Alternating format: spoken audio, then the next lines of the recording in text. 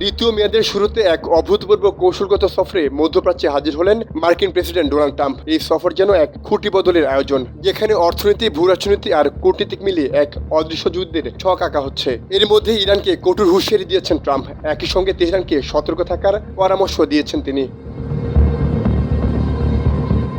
মঙ্গলবার রিয়াদে সৌদি বিনিয়োগ ফোরামে ভাষণ দেন ট্রাম্প।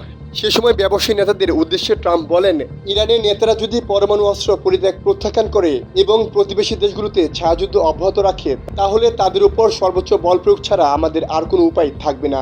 এখন সিদ্ধান্ত তাদেরই নিতে হবে।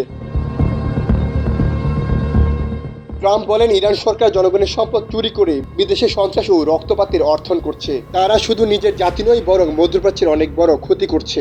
সিরিয়ার সাবেক প্রেসিডেন্ট আসাদ আল বাশারকে সমর্থন জানিয়ে অগণিত প্রাণহানির জন্য ইরানকে দায়ী করেছেন তিনি। এছাড়া লেবাননের বৈরুত ধ্বংস হওয়ার জন্য ইরানকেও দায়ী করেন এই রিপাবলিকান নেতা। ট্রাম্প আরও বলেন, ইরান সরকার যদি এই অঞ্চল ভেঙে ফেলার পরিবর্তে নিজেদের জাতি গঠন থেকে মনোনিবেশ করত, তাহলে আজ এখানে তাদের অতীতের অন্যায় নিন্দার পরিবর্তে আরও উন্নত ও উজ্জ্বল ভবিষ্যৎ পুনর্নির্মাণের প্রস্তাব দিতাম, এবং সেই অফার দিতেই এখানে এসেছি। মার্কিন প্রেসিডেন্ট বলেন, ইরানের ক্ষেত্রে আমি কখনো স্থায়ী শত্রু থাকতে বিশ্বাস করি না, কারণ শত্রুরা অনুপ্রাণিত করে। আসলে আমেরিকার কিছু ঘনিষ্ঠ বন্ধু হলো এমন দেশ যাদের বিরুদ্ধে আমরা বহু প্রজন্ম ধরে যুদ্ধ করছি। মার্কিন সংবাদ মাধ্যম ফক্স নিউজের প্রতিবেদনে বলা হচ্ছে, ইরানের সঙ্গে চলমান পারমাণবিক আলোচনাকে তেহরানের প্রতি ট্রাম্পের নেতিবাচক মন্তব্য কিভাবে এবং কতটা প্রভাবিত করতে পারে তা স্পষ্ট নয়।